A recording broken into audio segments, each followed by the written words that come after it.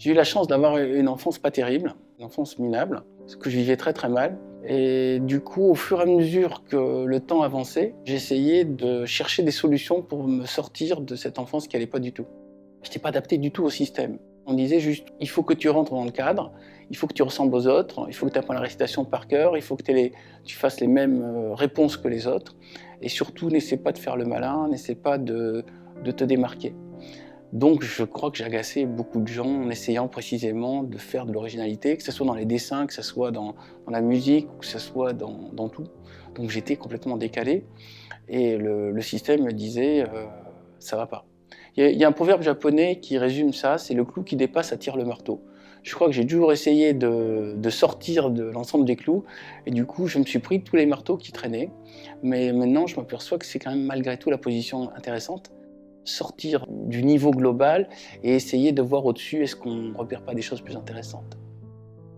J'ai commencé à ne plus être aussi malheureux dès que j'ai commencé à écrire des histoires. Je mettais en scène les images qu'il y avait dans ma tête, et c'était des images compliquées, notamment beaucoup de vaisseaux spatiaux.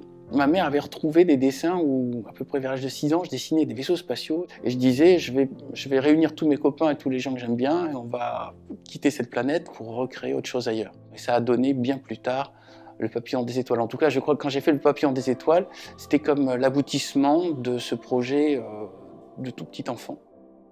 J'étais pas bon en sport, j'étais pas bon à l'école, donc la place de raconteur d'histoire était libre. Du coup, je pouvais être identifié. Ok, il n'est pas bon à l'école, il n'est pas bon au sport, il n'est pas bon au football, mais il nous raconte des histoires fantastiques, donc j'avais trouvé une place au sein des cours de récréation, ce qui est important pour un jeune de 8 ans. Et puis arrive, vers l'âge de 13 ans, un rendez-vous assez étonnant. C'était une période très très difficile pour moi parce que mon grand-père venait de mourir, j'avais de très mauvaises notes à l'école et j'avais une sorte d'hostilité de toute la classe qui faisait que j'étais introverti dans mon coin. Je n'avais pas trouvé mon groupe de gens auxquels je peux raconter des histoires. Et dans cette colonie de vacances, c'était à Hyères, je repère un type qui était extrêmement détendu, souriant, et qui, contrairement à l'agitation du groupe, semblait détaché. Je suis allé le voir et je lui ai dit c'est quoi ton truc pour être tout le temps comme ça, aussi relax? Il me dit mon truc c'est le Hatha Yoga. Je tiens mon enseignement de André Van Lisbeth et j'avais 1 heure le matin au yoga avant d'aller à l'école et 1 heure au yoga en revenant de l'école. Donc je faisais du yoga à fond. Il m'a appris à respirer. D'abord je ne savais même pas qu'il fallait apprendre à respirer, pour moi c'était quelque chose de naturel. Il m'a appris à fixer mon regard. Il avait dessiné, je me rappelle, un petit rond sur la toile de nos tentes. Il fallait que je reste le plus longtemps possible. Et au final, je commençais à voir des flammes. Il m'a appris après à tenter de ralentir ma respiration au maximum, puis mes battements cardiaques. Il m'a appris à me lever avec le soleil, me coucher avec le soleil, et à tout faire en conscience. Les asanas, donc les positions, étaient vraiment l'aspect le moins intéressant. Il me disait juste, essaie d'arriver un jour à faire le lotus, parce que cette position-là est la clé de toutes les autres. Et il avait cette manière, quand il mangeait, de réellement manger en conscience. Quand il marchait en conscience. Tout ce qu'il se faisait, il le faisait lentement et en étant présent dans ce qu'il faisait. Et je me rappelle que j'avais suivi une fois sur ce bunker où on regardait la mer et le lever de soleil.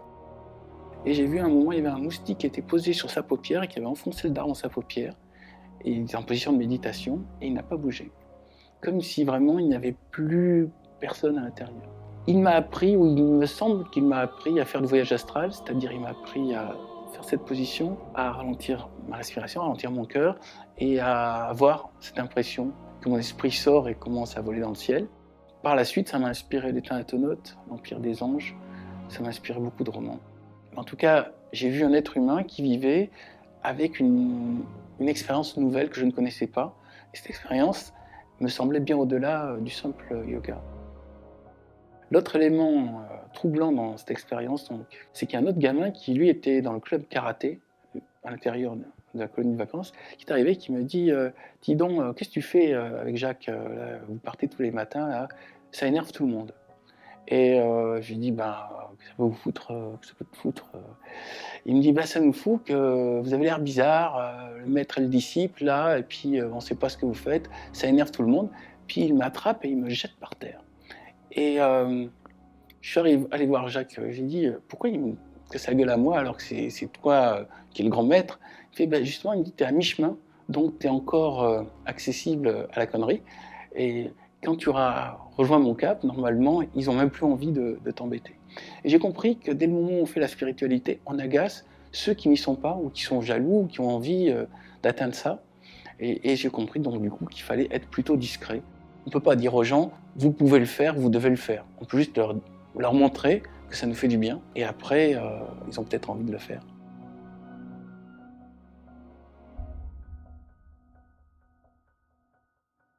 Je me suis retrouvé au lycée Ozen, et je m'ennuyais beaucoup dans ce lycée. Et donc j'ai créé un journal qui s'appelait La Soupe à l'Ozen à l'époque. Et là, pour la première fois, j'ai eu l'impression que tout d'un coup, j'avais trouvé ma place. C'est raconter des histoires. Donc j'ai fait des scénarios de bande dessinée, j'ai fait des éditoriaux, j'ai commencé à écrire des histoires et les mettre dans le journal, et les gens payaient pour lire ce journal. Donc j'avais démarré un système sympathique.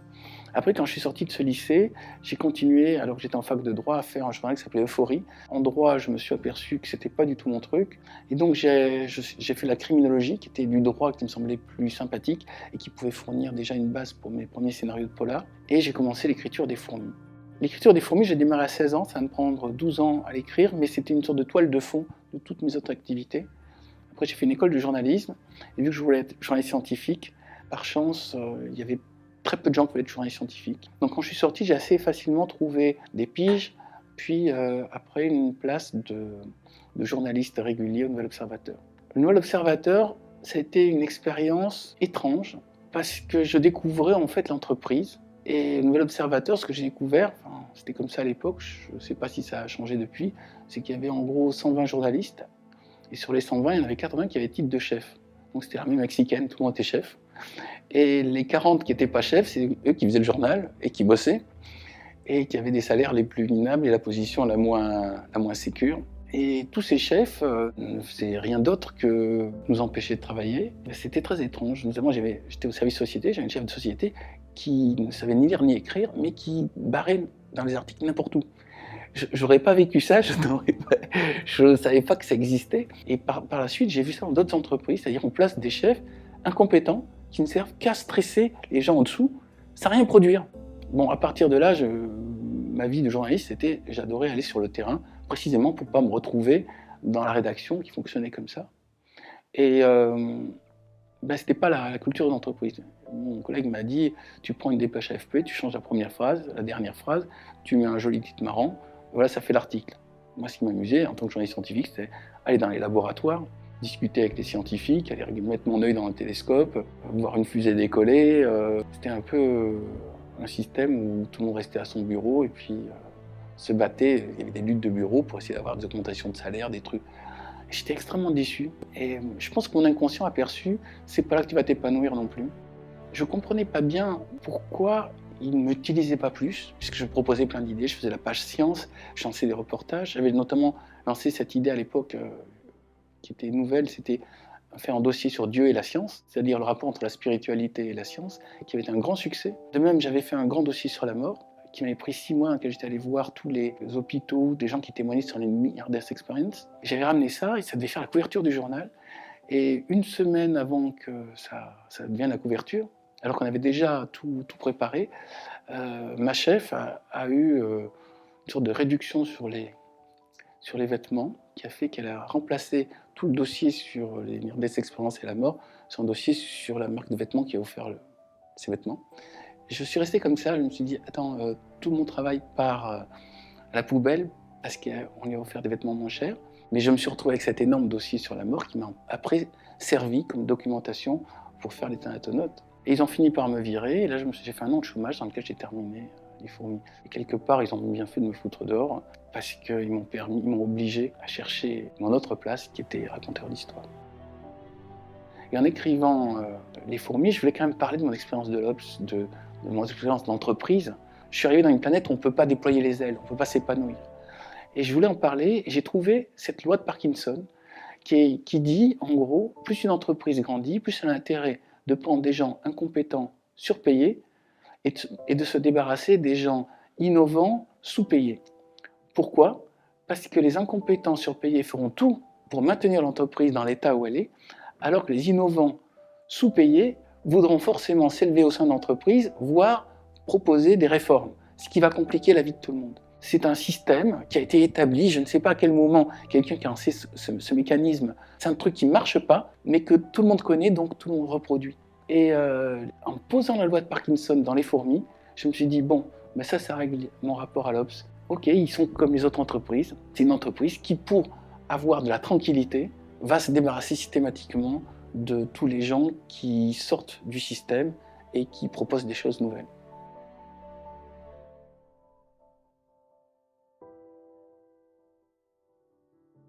Pour moi, ce qui me semble la première vertu, c'est la curiosité. On arrive sur une planète, il y a des couleurs, il y a du bruit, il y a toute une diversité d'êtres et d'animaux. La première chose qui me semble intéressante, c'est les regarder et s'y intéresser. Quand j'étais petit, je restais des heures à observer la nature, notamment les fourmis, parce qu'elles ne s'enfuyaient pas quand j'étais là. C'est aussi simple, c'est des animaux, quand je m'approchais des lézards ou je m'approchais des grenouilles, elles partaient. Donc les fourmis restaient là, donc j'ai observé les fourmis.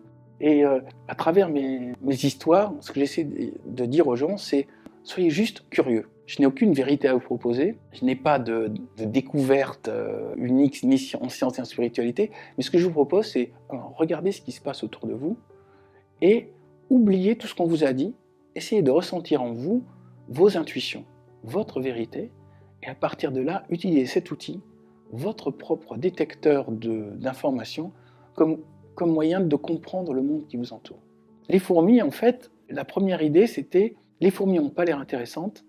Si vous les observez bien, vous allez vous apercevoir que vous avez des réponses à vos questions personnelles les plus intimes dans l'observation des fourmis. Pour moi, les fourmis, c'est le plus mauvais sujet qui pouvait exister. Tout le monde s'en fout des fourmis. On s'intéresse aux abeilles parce qu'elles font du miel, on s'intéresse aux moustiques parce qu'ils filent des maladies. Mais les fourmis sont neutres. Si je vais arriver en montrant qu'en s'intéressant à ce petit animal qui a l'air inintéressant, on peut comprendre non seulement comment fonctionne le monde, mais aussi l'avenir de l'humanité. Notamment, la première chose qui m'a étonné, c'est leur âge. Les premières fourmis sont apparues sur Terre il y a 120 millions d'années. Deuxième élément, c'est qu'elles fabriquent des cités. Donc elles vivent comme nous, avec des routes, des cités, une agriculture, une armée. Elles ont des répartitions de tâches. Et en étudiant bien les fourmis, j'ai même découvert ce qui a l'air un peu surprenant, parce que ce n'est pas la vision qu'on a des fourmis, c'est qu'elles ne travaillent pas toutes. Non seulement elles ne travaillent pas toutes, mais pour reprendre un peu l'esprit de l'entreprise que je citais tout à l'heure, en fait, il y en a un tiers qui ne font rien, mais réellement, c'est-à-dire ils se promènent, ne produisent rien, ne font pas la guerre, ne font pas la nourriture, elles ne s'occupent même pas de la gestion, elles se promènent ou elles dorment. Un tiers qui fait des choses inutiles qui gênent tout le monde.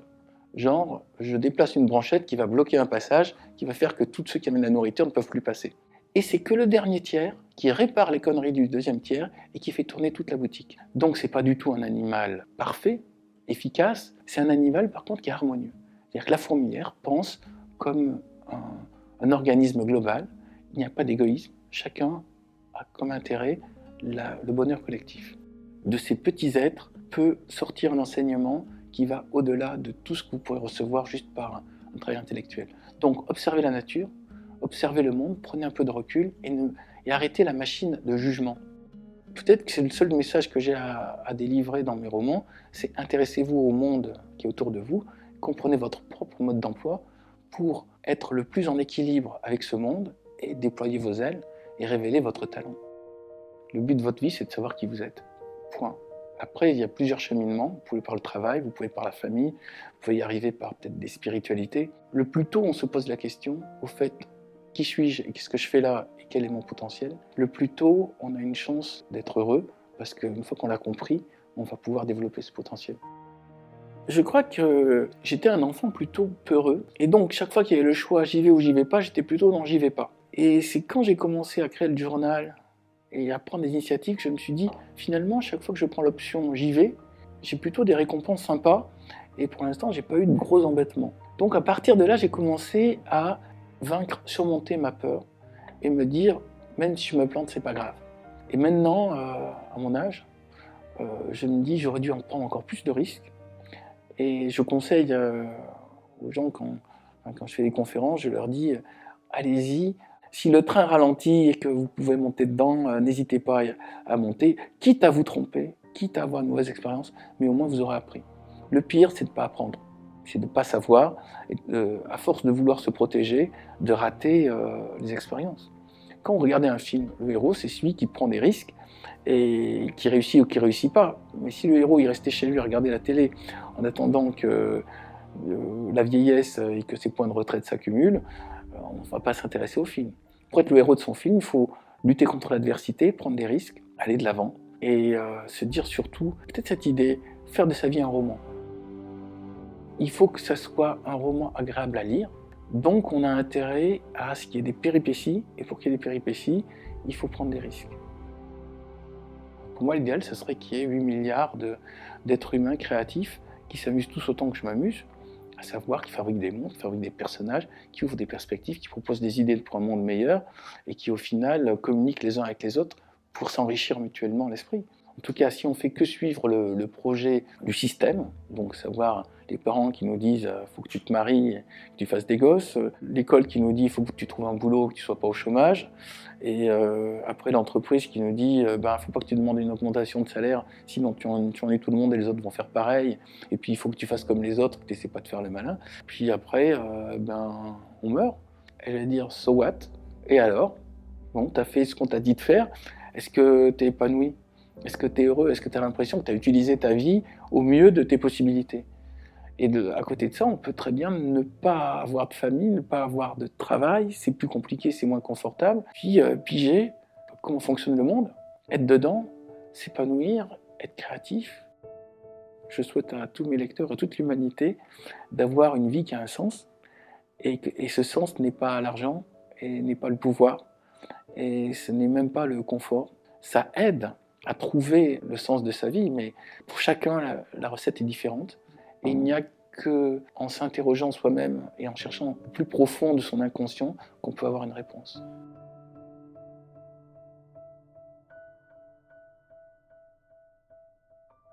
Je venais de sortir Les Thanatonautes qui avait été un échec auprès des lecteurs, c'est-à-dire que le livre en une semaine était reparti à la pâte à papier parce qu'il n'y avait aucun article et il n'y avait aucun intérêt du public pour ce livre. Et c'était à une époque, en même temps, je divorçais et en même temps, j'avais peu de problèmes de santé. En fait, c'est une période d'hiver, tout va mal, on ne sait pas pourquoi, on peut s'accrocher, il n'y a plus de prise.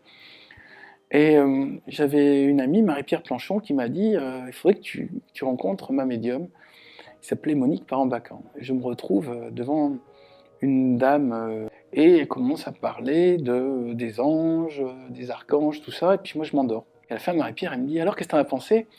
Je lui dis écoute, je me suis endormi, ça montre bien que pour moi j'ai déjà entendu ce genre de truc 10 000 fois, aucun intérêt. Elle fait, parce que je t'ai pris une séance demain matin dans laquelle tu vas la voir en privé, tu vas voir, c'est super. Je fais écoute, laisse tomber, ne me prends aucune séance, tout va bien. Elle me dit vraiment pour me faire plaisir, vas-y. Bon, j'y vais, dans le style, j'y crois pas, mais allez-y, vendez-moi votre sauce. Et cette dame, Monique Parent-Bacan, elle me dit, bon, quelle est votre première question pour votre ange gardien? Alors je dis, qu'est-ce qui attend pour se mettre au travail, parce que là, ces temps-ci, c'est pas terrible. Elle me dit, mais il n'arrête pas. Et là, j'ai éclaté de rire, c'est comme si tout d'un coup, j'avais pris conscience que, alors que j'avais une vision que ma vie n'allait pas du tout, en fait, elle n'allait pas si mal que ça. Et j'ai eu un sentiment je suis peut-être ingrat envers quelque chose au-dessus qui me rend pas mal de service. Alors j'ai dit, ok, je reconnais, entre les accidents de bagnole que j'ai évités, les problèmes de santé que j'ai évités, les gros problèmes professionnels dont je suis sorti, finalement, il y a peut-être quelque chose qui m'aide quelque part. Donc si quelque chose est là, j'ai dit merci. Elle me dit, il fait ça par plaisir, il est content de le faire pour vous. Et là, il s'est créé un petit dialogue, une sorte de complicité. J'aimais bien cette idée-là. Après, elle m'a dit, voulez-vous que je vous raconte toutes vos vies précédentes? Alors j'ai dit, j'y crois pas, parce que quand on raconte des histoires, on est toujours Napoléon ou Cléopâtre. Or, il n'y avait qu'un Napoléon, une Cléopâtre, qu'un César, qu'un Einstein. Et tout le monde est des stars, alors que si on regarde bien les gens avant, ils étaient tous des paysans qui poussaient la charrue, des soldats qui allaient au massacre, ou des ouvriers dans les usines qui suaient le burnou. C'était l'essentiel de l'humanité, c'était ça. Je fais comme par hasard, on tombe toujours sur des vedettes. Alors elle me dit, vous avez eu 111 vies, il y en a eu en effet beaucoup dans lesquelles vous avez eu une vie de paysan banale, dans laquelle vous êtes marié jeune et vous êtes mort jeune, mais je peux vous parler des vies les plus intéressantes. Et elle commence à me raconter des histoires de mes vies, et toutes les histoires sont passionnantes, et surtout elles résonnent et expliquent certains de mes comportements. Et là, en tant que romancier, je voyais bien le truc. Je lui ai dit, écoutez, soit vous racontez à tout le monde les mêmes histoires, soit vous les inventez, vous êtes très doué parce qu'il y a un début, un milieu, une fin, un truc original, et en plus c'est connecté à mon comportement actuel. Notamment, elle m'avait raconté une vie de samouraï, et je me souviens qu'il s'avère que par le plus pur des hasards, j'étais nul en sport, j'étais très très bon au combat au bâton, au point de faire de la compétition, et j'ai jamais compris pourquoi dès que je mettais la tenue qui ressemble à une tenue de samouraï, j'étais une sorte de puissance et d'une envie de massacrer le type en face. Alors que je suis ultra pacifique et ultra doux, c'est le seul moment quand j'avais cette tenue, c'est comme s'il y avait une mémoire ancienne qui se réveillait. Et donc là, elle m'a apporté une explication. Et elle me dit, de cette vie de samouraï, vous avez retenu une chose, c'est vous avez eu l'impression d'avoir une vie ratée parce que vous n'avez fait qu'obéir à votre shogun, donc à votre chef hiérarchique. Et vous vous êtes dit, plus jamais quelqu'un me dira ce que j'ai à faire. Dans toutes les prochaines vies, c'est moi qui prends les initiatives. Ça explique peut-être que ça soit mal passé et à l'école, et à l'observateur, il y a tous les endroits où il y a des chefs. J'aime pas qu'on me dise ce que j'ai à faire. Au mieux, on peut me donner un conseil, après je prends ma décision. Il y avait cette vie de samouraï qui était extraordinaire. Il m'a raconté une vie où j'avais été femme de harem en Égypte. Et alors là, pareil, ça tombait assez bien, parce qu'il s'avère que cette femme de harem s'ennuyait énormément. Et donc, elle s'était fait copine avec un eunuque, d'après ce qu'elle m'a raconté. Et le soir, elle se mettait sur la terrasse et elle mettait l'emplacement des étoiles. Et il s'avère que j'ai tout le temps été passionné d'astronomie, au point où quand j'étais petit, j'étais tout le temps dans les clubs d'astronomie. Et enfin, la troisième vie qu'elle m'a racontée, qui m'a bien intéressé, c'était une vie d'Atlante qui s'est passée il y a plus de 10 000 ans, dans lequel je soignais les gens par la position des mains. Et quand la séance est terminée, je lui ai dit, écoutez, d'une certaine manière, je m'en fiche que ce soit vrai ou que ce soit faux, mais franchement, vous m'avez fait rêver, et rien que pour ça, merci. Et vous voyez, je suis arrivé, je tire un peu la gueule, maintenant je repars, j'ai un grand sourire, je suis prêt à revenir, j'ai envie encore que vous me racontiez des histoires. Moi, je suis un raconteur d'histoires, donc quand j'en compte des personnes qui me racontent des histoires que je n'avais pas prévues, je suis toujours content. Et après, qu'est-ce qui est vrai, qu'est-ce qui est faux, ça après, les gens ils en font ce qu'ils veulent. Pourquoi avoir besoin de certitude sur ce qui est vrai et ce qui est faux? Suite à la rencontre avec Monique Parent-Bacan qui m'a ouvert cette idée que peut-être qu'il y avait des vies antérieures, j'ai accepté une fois de faire de l'hypnose rebirth, de l'hypnose pour revenir dans ses vies antérieures. J'avais juste donné comme consigne, je vais retourner dans ma vie où j'ai connu ma plus grande histoire d'amour. Donc je ne savais pas où j'allais débarquer. Et puis en ouvrant la porte, où je débarquais dans ma vie où j'ai eu la plus grande histoire d'amour, je tombe sur une plage avec un type qui fait des ricochets sur l'eau. Et je sais juste que ce type c'était moi avant, enfin j'ai cette intuition. Et la première sensation que j'ai eue, c'est bon sang, qu'est-ce que ce type est décontracté. Qu'est-ce qu'il est relax. C'est-à-dire, c'est comme si ce type n'avait jamais eu le moindre stress de sa vie. Je fais bon, bah où il vit? Il me dit, pour lui c'est l'île. Cet endroit c'est l'île, mais il n'a pas de nom. Et il me dit par contre, j'ai dit ce que je perçois, c'est son âge, et il a 821 ans. Et à partir de là, j'ai raconté le vécu de ce personnage, qui en effet soignait avec les mains, et donc ça devait être mon ancêtre, Atlante. J'ai vécu 1 heure avec lui, donc le temps de la séance de retour dans la vie antérieure, et je me rappelle, Philippe Leroux, qui est le monsieur qui m'avait fait l'expérience, il me dit, bon ben revenez, l'heure est passée. Je dis, écoutez, je suis là-bas, je vois tellement de détails, je vois tellement d'informations à donner, que je souhaiterais quand même rester encore un peu. Il fait, ah non mais là, c'est fini, il faut... Et puis, je voulais y rester juste pour pouvoir faire un travail comme d'archéologie. Je me rappelle, quand après j'ai visualisé ma vie de soigneur, je mettais ma main sur les gens et je percevais des lignes blanches et des lignes rouges, comme les lignes un peu, vous savez, les méridiens d'acupuncture. Et quand quelqu'un n'était pas bien, je repérais une sorte d'embouteillage dans ces lignes blanches et je mettais la main, je réchauffais et ça fondait. Et puis après, il y a eu l'histoire d'amour qui est arrivée avec une jeune fille qui était une étudiante qui voulait que j'apprenne la technique. Et je suis parti, j'avais pareil, je me suis dit c'est une super matière pour faire des romans, c'est un peu trop délirant, mais c'est le grand avantage d'être romancier, j'ai pas à prouver ce que je dis, puis je propose une histoire, après si ça résonne chez les gens, tant mieux, peut-être ça résonne plus fort chez ceux qui sont eux-mêmes des réincarnations d'Atlante, puis pour les autres c'est un délire, mais ça reste un délire, tant pis.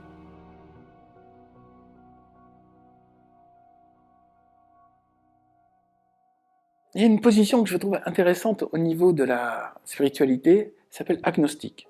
C'est je ne sais pas, reconnaître, avoir l'humilité qu'on n'a pas encore toutes les informations pour avoir des certitudes. Agnostique, donc sans connaissance, c'est la position de l'honnête homme moderne. Et je pense que les grands scientifiques peuvent soutenir ce point de vue. Dire qu'on ne sait pas, ça ne veut pas dire qu'on veut rester ignorant ou qu'on assume le fait d'être ignorant. Ça veut dire qu'on part dans une quête qui est je vais essayer d'accumuler moi-même, avec mes sens et avec mon expérience et mon intuition, un maximum d'informations pour trouver des réponses aux questions qui m'intéressent. Que ce soit Dieu, que ce soit la science, que ce soit l'histoire. Et la position du bon agnostique, c'est, vu que je ne sais pas, je me renseigne. Et j'ai l'impression que toute ma vie, ça a été ça, c'est je ne sais pas, je m'enseigne. Et plus j'apprends, plus je découvre que j'ai beaucoup de choses à découvrir. Il y a un roman qui me semble bien résumer aussi cette idée, c'est Flatland. Ça a été écrit par un prêtre en 1870, un prêtre anglican. Et il raconte un monde où tout est plat. Et tout d'un coup, il y a un personnage qui voit une sphère. Et il essaie de décrire aux autres ce qu'est une sphère. Et il passe pour un fou ou pour un sorcier, et il a toute la société contre lui. J'ai l'impression que c'est la fonction même de romancier de science-fiction, c'est de dire, attendez, on est dans un monde plat, mais il peut y avoir une autre dimension auquel on n'a pas pensé, ce qui voudrait dire que s'il y a dans cette dimension quelque chose de nouveau, on n'est pas limité à la 2 dimensions, il existe une 3e dimension. Ben nous, on a l'impression qu'on est en 3 dimensions, peut-être qu'il y en a une 4e, qui peut être la dimension de la pensée, qui peut être la dimension de l'invisible, et donc on n'a pas prouvé que le monde était limité qu'à 3 dimensions, peut-être qu'on peut laisser l'imagination, puisque c'est après tout le meilleur outil pour aller explorer ce genre de territoire, l'imagination, penser que peut être un monde avec un nouveau paradigme, une nouvelle manière de fonctionner. Peut-être la dimension de l'esprit, peut-être des dimensions physiques qu'on n'imagine pas. Je crois qu'on avance très très vite actuellement, notamment parce que enfin, grâce à Internet, grâce à la communication entre tous les esprits du monde entier, on arrive maintenant à voir de nouvelles hypothèses de recherche et de nouvelles voies de recherche. La lecture de Philippe Cadic m'a fait poser cette question que je ne m'étais pas posée avant. Qu'est-ce qui me prouve que ce qui est autour de moi est réel? C'était écrit dans un roman, au moment où je l'ai lu, je me suis dit, je suis en train de basculer juste avec une seule phrase, dans une sorte d'ivresse, comme si ça me faisait, j'avais bu un alcool d'un coup. Qu'est-ce qui me prouve qu'autour de moi, tout ce qui est autour de moi est réel, qui m'ouvre plein de perspectives. Et je me rappelle, dans Ubik, il y avait ce personnage qui arrive devant une tombe, et sur la tombe, il y a écrit « Je suis vivant et vous êtes mort ». Et en fait, c'est un message parce qu'il est mort, et que c'est les vivants qui veulent lui faire comprendre que c'est l'inverse, il croit que c'est les autres. Enfin, c'est juste un changement de point de vue. Et je suis vivant et vous êtes mort, ça veut dire, attends, tu n'as aucune preuve que ce qui est autour de toi, c'est le réel de référence, c'est juste une subjectivité. Tu n'es que dans une subjectivité. S'il le faut, tu es dans un jeu vidéo, s'il le faut, tu es comme dans Truman Show, dans une émission de télévision, et tous ces gens autour de toi ne font que s'agiter pour faire du spectacle, et toi tu crois que c'est vrai, mais c'est un spectacle. Et cette idée est d'ailleurs développée dans le bouddhisme, c'est le voile de l'illusion, et je crois que le seul fait de se dire « Ok, c'est peut-être la réalité, mais je ne suis pas sûr que ce soit la réalité », c'est déjà une ouverture vers cette curiosité, vers « y a-t-il autre chose ? Y a-t-il une autre dimension ?»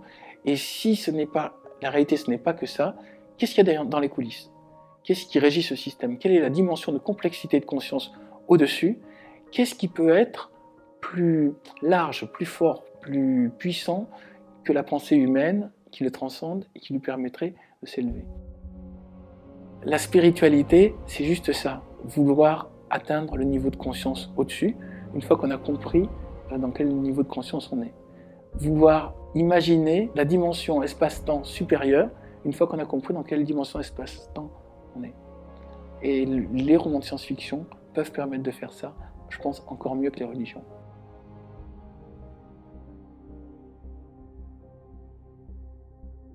Il y a un problème avec l'irrationnel, c'est qu'il y a eu des gens qui ont abusé de l'irrationnel pour faire passer des conneries. Donc du coup, les anti-irrationnels disent « Ah, regardez, il y a tel et tel qui raconte des conneries, donc ça veut dire que tous ceux qui parlent de trucs irrationnels, c'est forcément des charlatans. » De même qu'il y a des gens qui ont récupéré la méditation pour faire des sectes, donc du coup, la méditation, c'est un truc de secte. C'est-à-dire, ils récupèrent le bon truc pour faire quelque chose de mauvais, et après ça sert d'exemple aux autres pour dire « Ah ben n'y allez pas, regardez, c'est des pièges ». Peut-être que l'arrivée de types comme Christophe André notamment, qui ont ouvert à une méditation sortie de la religion et sortie de tout le rituel, et Christophe André en plus a donné cette image de « je suis un médecin et pourtant je pense que la méditation est intéressante », ça ouvre de nouvelles voies. Les lignes bougent, on n'est plus d'un côté il y a les mystiques et de l'autre il y a les scientifiques. Il y a même des scientifiques qui disent « Ok, ça peut faire du bien, ça peut apporter des réponses. Maintenant, pour chacun, c'est différent. Je crois d'ailleurs que c'est la grande différence entre la spiritualité et la religion. La spiritualité, c'est une expérience individuelle, la religion est une expérience collective. Je me méfie des expériences collectives, donc je me méfie des religions. Et maintenant, vu que la religion a montré ses limites, et qu'on ne peut pas se contenter que du monde matériel et scientifique, il faut trouver une troisième voie, que j'appellerais la spiritualité laïque, individuelle, expérimentale. Et cette nouvelle voie, il n'y a pas besoin qu'il y ait de gourou, pas besoin de leader, pas besoin de grandes têtes qui donnent un ton. Il y a juste besoin de se dire « Ok, je peux y arriver tout seul, c'est juste, il faut que je me rappelle qui je suis, et il faut que je comprenne qu'est-ce que je fais là, et qu'est-ce que je peux faire, et qu'est-ce que je dois faire. » Le drame de beaucoup de gens qui veulent faire la spiritualité, c'est qu'ils veulent dire des vérités. Renoncer à cette notion de vérité. Il y a des vérités relatives, pour chacun, elles sont différentes. Pourquoi vouloir dire, je vous garantis qu'après la mort, il y a la réincarnation? Pourquoi vouloir dire, je vous garantis qu'il y a des anges, je vous garantis qu'il y a Dieu? Peut-être. Peut-être qu'il y a Dieu, peut-être qu'il y a des anges, peut-être qu'il y a la réincarnation. Mais pas besoin de garantir, pas besoin de certitude, pas besoin de se retrouver entre gens qui savent que c'est comme ça et que c'est pas autrement. À un moment, on peut accepter qu'on est comme un bouchon qui se laisse porter dans le courant de l'esprit du monde. De temps en temps, on découvre une intuition, on trouve quelque chose, mais il n'y a pas de besoin de se fixer, de dire là je bouge plus, c'est la vérité que je vais défendre, je vais créer une citadelle autour, je vais mettre une mitrailleuse, c'est ma vérité, elle me convient. Ça ne te convient pas à toi, bah, fonctionne avec ta vérité. J'aime bien cette phrase de Philippe Cadic, j'ai mis en tableau d'ailleurs dans le salon. La vérité, c'est ce qui continue d'exister lorsqu'on cesse d'y croire. J'ai l'impression que ce monde, c'est une convergence de plein de gens qui croient des choses différentes. Par moments, ils sont plusieurs à croire le même truc, alors ils se disent plus on va être nombreux à croire le même truc, plus ça va être vrai. Non, ce sont juste un groupe de gens qui croient ça. Il ne faut pas avoir peur de créer son propre système personnel, unique, non comparable. Peut-être que c'est la lecture de Philippe Cadic qui m'a appris cette idée. On est tous fous et on fait tous semblant d'être polis, d'être connectés aux autres, d'avoir un système solide pour sauver les apparences et que ça soit viable et qu'on ne se tape pas tous dessus. Mais une fois qu'on a admis cette idée que, bon, il y a quand même des bugs chez tout le monde, il n'y a personne qui a un disque dur nickel dans la tête et un esprit propre, on est plus tolérant. Peut-être que cette personne est paranoïaque, donc elle voit partout des dangers, peut-être que cette autre est schizophrène, elle voit des mondes parallèles. C'est d'autres formes de pensée. Maintenant, si je peux aider, je le fais. Si cette personne veut entrer en communication, je tente, je regarde qu'on peut s'enrichir nos systèmes. Mais enlever le jugement et la condamnation. Ça a fait tellement de mal dans le passé, tous ces gens qui étaient persuadés de détenir des vérités et qui voulaient les asséner aux autres par la force. Il faut maintenant arrêter. Il n'y a pas de phrase inscrite dans le marbre. Tout bouge, le monde bouge, tout est en changement. C'est pour ça que j'aime beaucoup la notion de taoïsme, de renouvellement permanent.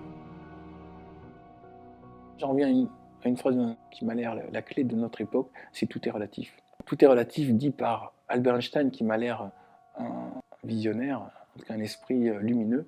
Tout est relatif, ça vaut vraiment le coup d'être répété. Ça vaut vraiment le coup d'être réfléchi. Tout est relatif, ça veut dire ça change selon le temps, selon l'espace et selon la personne qui regarde. Et la notion de tout est relatif permet de détruire tout ce qui est dogme, secte, pouvoir rigide. Tout est relatif, ça veut dire ok, ça marche peut-être comme ça ici, ça marchera autrement ailleurs, et c'est pas grave.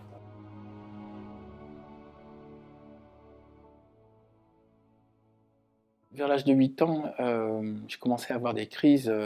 En fait, j'arrivais pas à me lever, donc je quittais le lit en rampant. Puis mes parents pensaient que je faisais du cinéma. Ils disaient, bon, allez, tu veux pas aller à l'école, tu veux pas aller à l'école. Puis on a vu des médecins et personne ne trouvait la solution. Tout le monde pensait que c'est psychologique et que j'étais un feignant. Puis il y a Jean Dossé qui a découvert en 1979 la spondylarthrite ankylosante. C'est ma maladie. C'est une maladie qui fait que tous mes os se soudent et que progressivement, j'ai devenu un statue. Donc enfin, ce problème que j'avais, qui était un peu difficile, avait un nom. Et la solution, c'était des anti-inflammatoires. Je marchais avec une canne et je vais essayer de faire du sport. C'est peut-être de là que m'est venu en tout cas un goût pour être tout le temps mobile, tout le temps en mouvement. Après, j'ai fait du tai chi, j'ai fait des sports lents, doux, j'ai fait, comme je vous disais, de la canne. Mais la spondylarthrite ankylosante m'a donné le sentiment que j'allais bientôt être infirme et qu'il fallait que je rentabilise très vite cette vie avant que tout mon corps se soude. Il y avait l'idée, vers 40 ans, à ce qu'on m'avait averti qu'elle allait se passer, on me poserait cette question, sachant que mon corps va se souder, est-ce que je préfère qu'il soit soudé assis ou couché? Assis, ça veut dire que je peux travailler, mais que je peux difficilement dormir. Et couché, je peux facilement dormir, mais je peux difficilement travailler. Et je me rappelle, j'avais déjà répondu, je préfère être assis, quitte à dormir assis. Et dès ce moment-là, je me suis dit, bon, bah, pas de chance, je suis tombé sur le mauvais corps, la mauvaise existence, et ma vie ne va être qu'un cheminement progressif vers l'infirmité. Et vers 30 ans, à peu près à la sortie des fourmis, je me suis aperçu que j'avais moins de crises. Et les crises sont commencé à réduire au fur et à mesure que mon métier d'écrivain s'installait. Et maintenant, j'ai 56 ans et je n'ai plus du tout de crise. Je me régale dans mon métier et je peux dire qu'il me semble que la meilleure thérapie, c'est d'être heureux et de se réaliser dans son métier. C'est-à-dire que vous devez trouver votre talent, vous devez trouver votre mode d'expression personnelle, non seulement par philosophie ou par envie de répondre à un enjeu intellectuel, mais aussi pour vous faire du bien à votre corps. Si vous travaillez au métier qui ne vous convient pas, si vous êtes à la famille qui ne vous convient pas, si vous êtes dans le milieu qui ne vous convient pas, votre corps va vous le dire, et va vous le dire souvent de manière cruelle, à savoir en vous faisant une vacherie. Et sur le coup, vous allez me dire pourquoi ça tombe sur moi. Dites-vous plutôt, est-ce que le corps n'est pas en train de m'expliquer que je me suis trompé dans mes choix et qu'il faudrait peut-être que j'en revoie certains.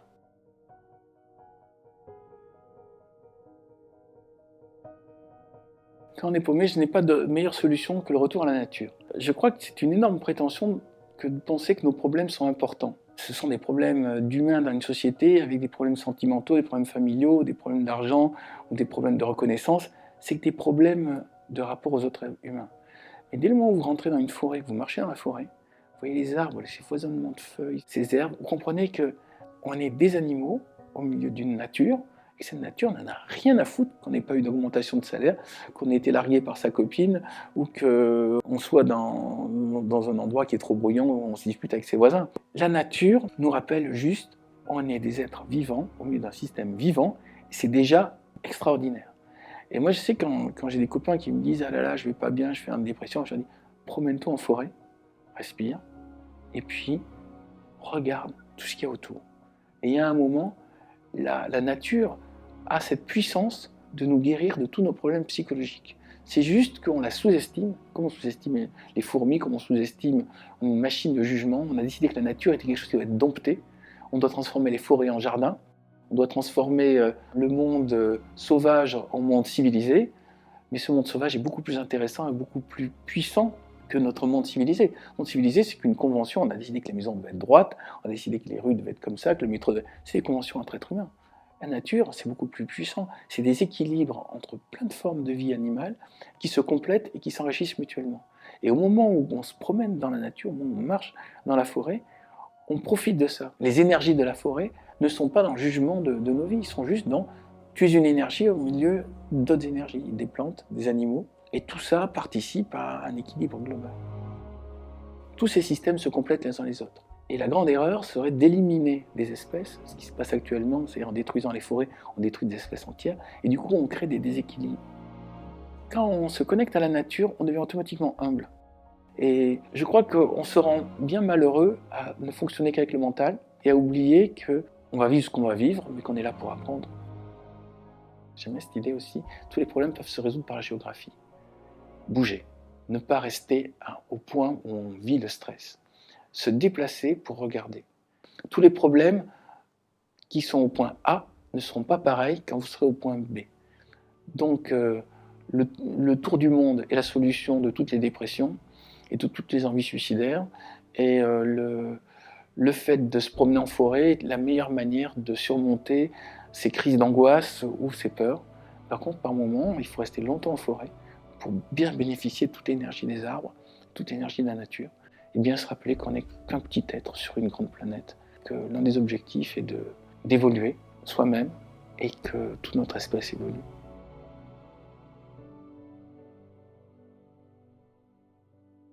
L'écriture des fourmis m'a appris quelque chose, c'est qu'on n'a que deux choix. Vivre comme des fourmis, vivre comme des rats.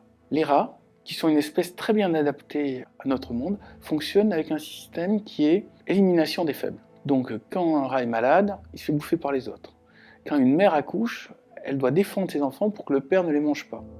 Il y a des combats entre mâles rats pour définir lequel va être le roi des rats. Donc c'est un système hiérarchique, on va dire du capitalisme sauvage hard, mais en même temps une adaptation à tous les milieux. D'ailleurs, je crois que rien que sur Paris, il doit y avoir plus d'un rat par Parisien. Je pense qu'il y en a beaucoup plus que ça. Je pense que les sous-sols de Paris sont envahis de rats et qui s'adaptent à tous les milieux, ils sont omnivores. Donc le rat est peut-être un animal du futur, mais c'est un animal qui vit dans la dureté. C'est les plus forts pètent la gueule aux plus faibles. Et les fourmis, c'est le contraire. Chez les fourmis, c'est solidarité de toute la collectivité. Quand quelqu'un est blessé, tout le monde doit venir en aide. Et ils ont un jabot social, c'est-à-dire qu'ils ont un deuxième estomac qui sert à garder la nourriture au cas où quelqu'un est faim pour pouvoir lui donner à manger. Donc c'est un animal qui est tourné vers l'aide aux autres, l'entraide et la réussite collective. La reine ne sert qu'à pondre. Et elle n'a pas de police, elle n'a pas de gardien de l'orthodoxie. La décision, par exemple, de déplacer le nid, c'est un individu qui va dire, écoutez, j'ai vu un endroit meilleur pour mettre le nid.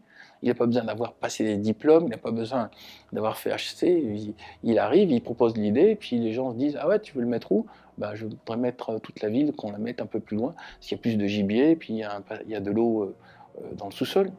Puis, bah, bonne idée, et puis voilà, ils vont déplacer tous les couvains, ils vont déplacer 50 millions d'individus à un autre endroit, parce qu'il y a un individu qui n'a aucune spécificité, mais qui a eu cette intuition. Une fourmi n'a qu'un souci, c'est être utile aux autres. Ben, un humain évolué devrait avoir cette idée de comment vais-je pouvoir me réaliser en aidant les gens qui m'entourent, en étant mon espèce.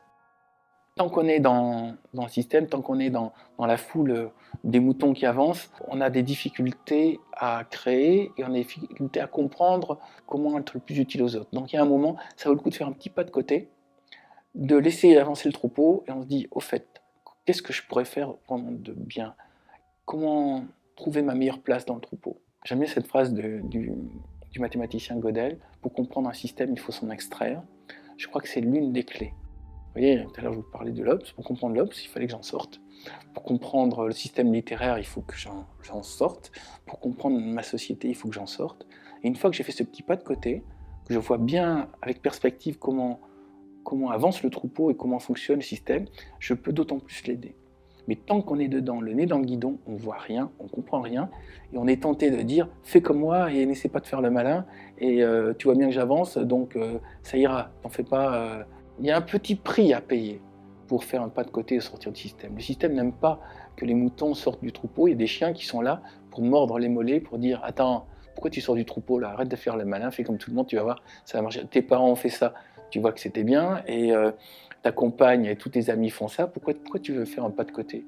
Qu'est-ce que tu vas chercher? » Et là, il faut avoir confiance en soi, se dire je fais ce pas de côté parce que je sens qu'il faut que je le fasse pour comprendre ce que je fais là.